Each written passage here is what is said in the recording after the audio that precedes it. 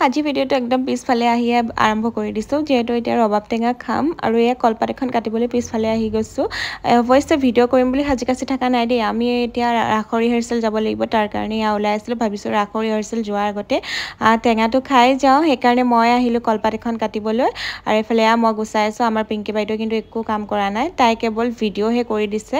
আৰু পৰি আহিয়ে পোৱা নাই ফাইনেলি আমাৰ পৰিয়ে এণ্ট্ৰি মাৰিলে আৰু তাইক আহি পোৱাৰ লগে লগে মই টেঙাটো গুচাবলৈ লগাই দিছোঁ যিহেতু মই কলপাত কাটি আনিছোঁ আৰু আমাৰ ইয়াত দেখিছে বাইদেউ ওপৰত বহি আছে তাই একো কাম কৰা নাই আৰু এইফালে পৰিয়ে গোটেইখিনি সানি কৰি দিলে আৰু মই অকণমান শ্ল' মোশ্যন কৰি ভিডিঅ' এটা ৰাখি থ'লোঁ এনেকৈ ভিডিঅ' ক্লিপবিলাক ৰাখিলে ভাল লাগে আৰু কালি টেঙাটো খাই